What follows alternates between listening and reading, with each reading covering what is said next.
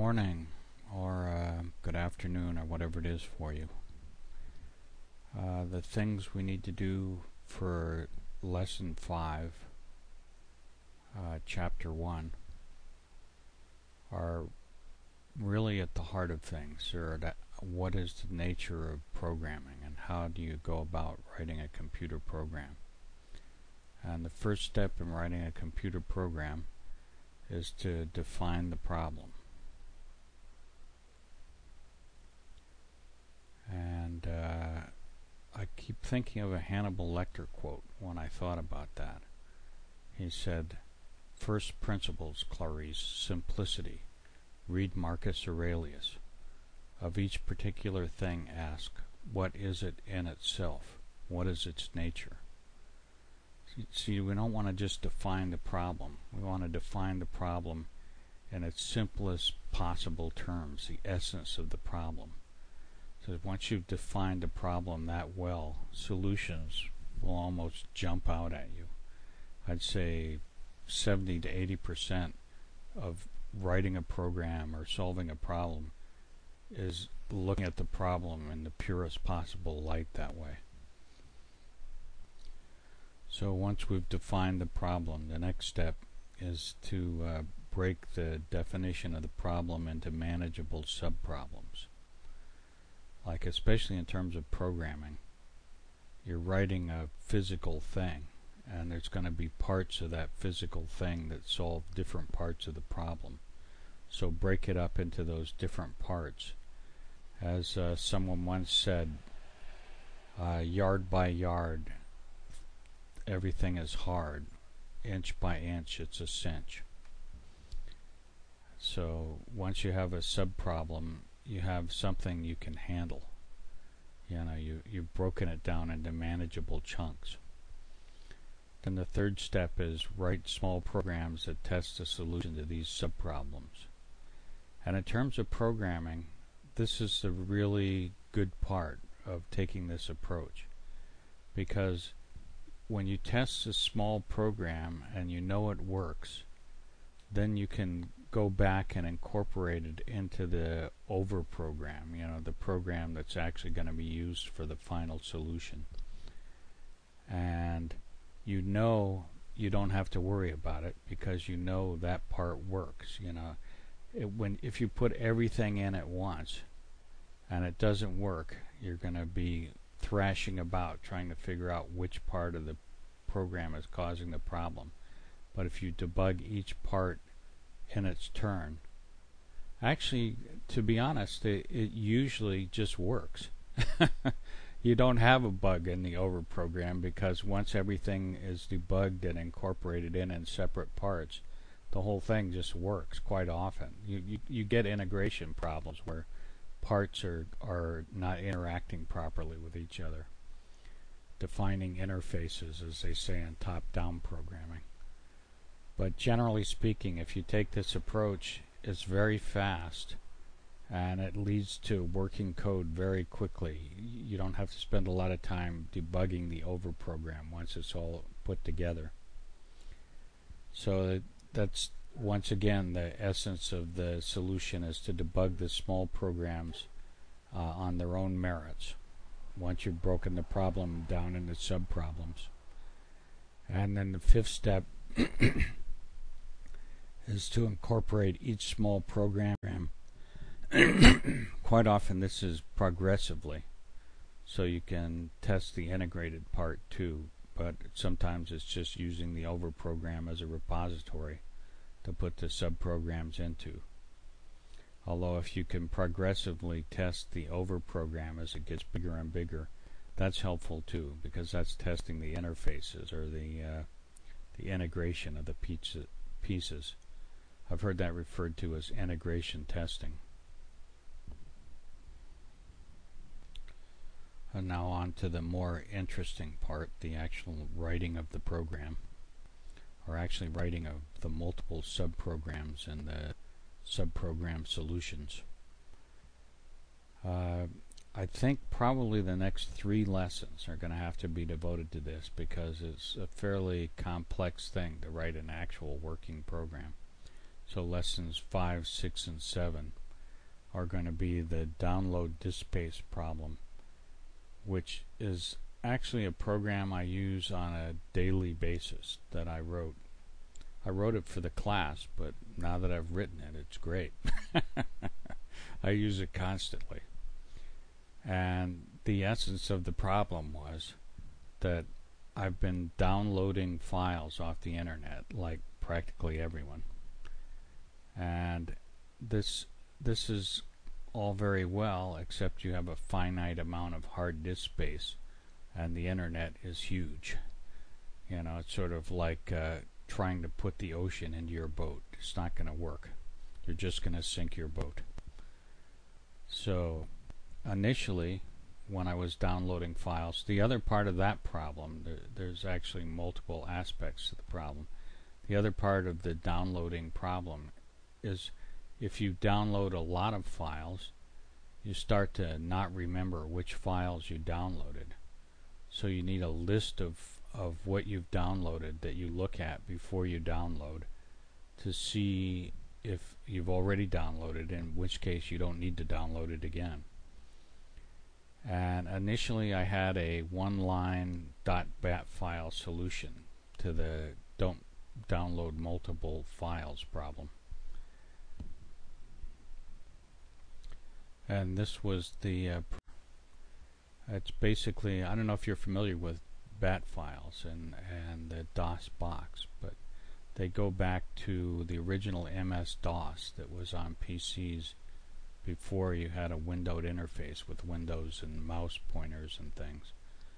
And actually before that, they go back to an old operating system that was also command line oriented called Unix, which was really the mother of all operating systems, especially in terms of PCs.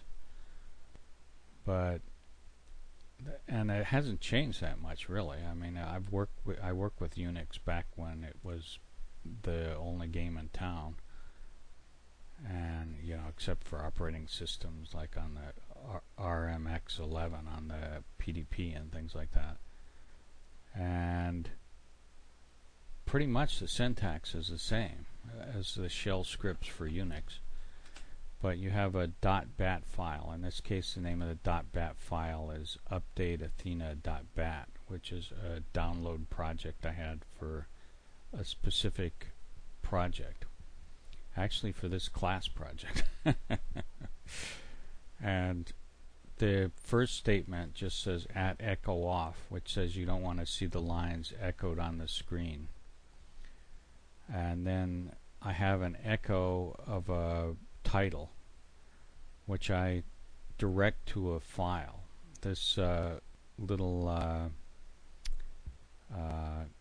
greater than sign actually says redirect this output, or redirect the output of this echo, which is like a print, to a file, which in this case is called aathena.txt. And the reason I have 3 A's is so that the text file will nicely be at the top of the file.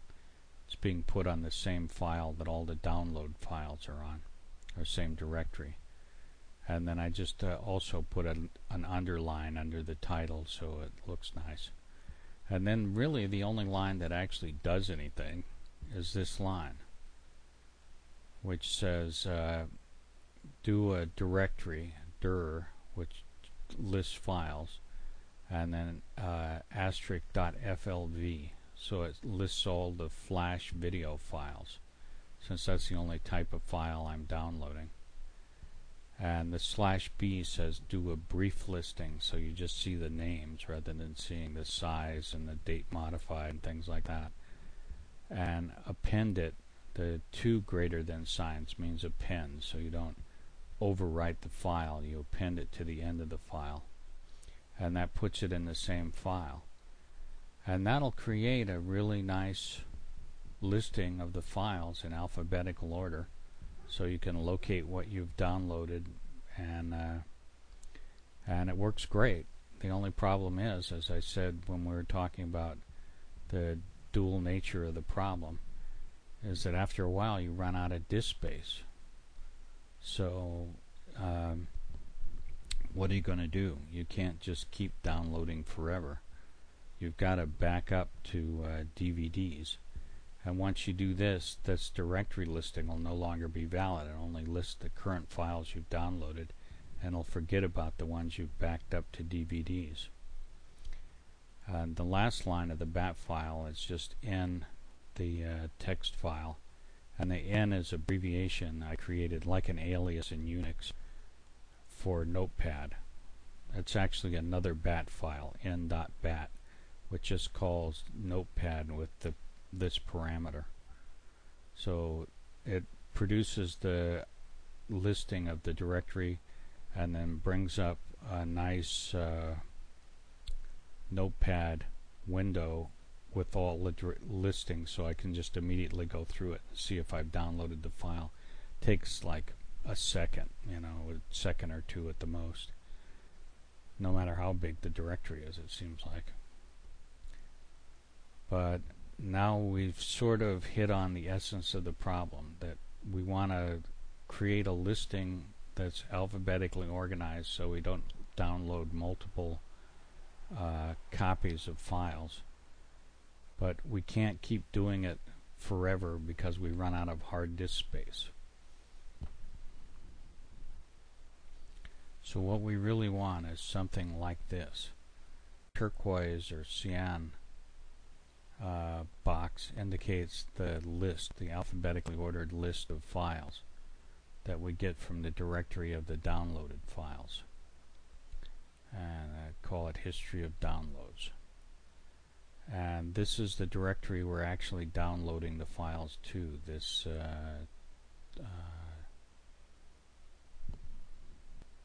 maroon oval here, the new downloads directory. And what we really want to do, if we conceptualize it without saying, if we have no limitations whatsoever, what we want to do is we want this list to always remain constant. Like, we don't want to erase things that are in this list. And at the same time, when we have new downloads, we want to add them to this list and insert them in the right place in terms of being alphabetically ordered. And then once in the process of doing this, of updating an ongoing list that's just constantly maintained, once we've done that, we want to take the files that are downloaded and move them into directories, really, that are the right size for putting on DVDs. So I usually accumulate several of these directories, appropriately labeled to indicate what disk number they are in backups. And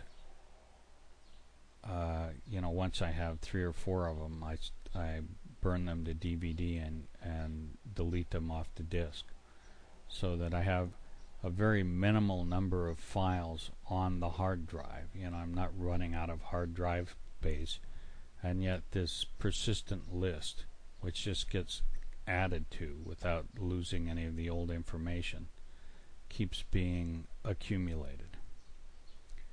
So now we understand the nature of the problem. We've defined it, even made a nice little graphic showing what we mean by it.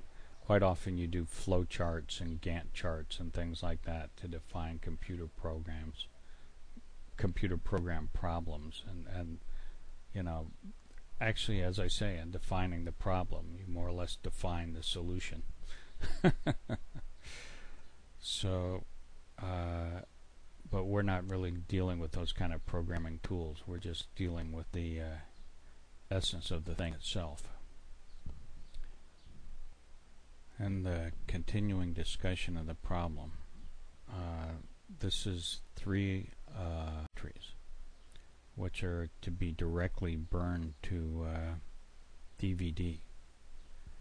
And one of the things I do when I'm copying from the working directory that I get the listing from to these backup DVD directories is I check the size of the directory constantly, and once it reaches a certain size, like the biggest possible size for the DVD, without going over. Then I move on to a next file and I create it like in this case PHEFLV D012, and when that's filled I create PHEFLV D013, so they're nicely labeled, and I use the directory name as the label name on the DVD, which is very simple. You just cut and paste it in your DVD burning program like Nero 6 or whatever. And if you right click on these directories and click on properties, you'll notice that the size in this case is 4.25 gigabytes. And there's a second thing that says 4.5 gigabytes, which is quite a bit bigger, 4.567. And some of you might be wondering, why are there two different gigabytes? And actually the second one is the one that counts. On your DVD I'll say you can put in 4.7 gig, and it's not these gigs, it's the second gigs over here.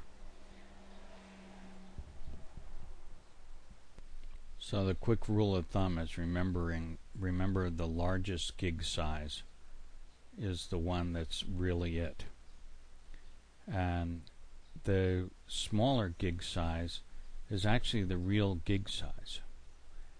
And in order to explain that, I really need to go into the nature of binary numbers and the way things are saved on the computer, which I think is a useful thing to do in terms of understanding programming.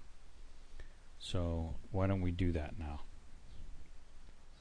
All that's really stored in the computer is zeros and ones. Everything you see, all the nice pictures, all the nice songs you hear played, and all the fighting demons in your video game are all just zeros and ones, amazingly. And in order to understand that, you really need to understand the essence of the problem again.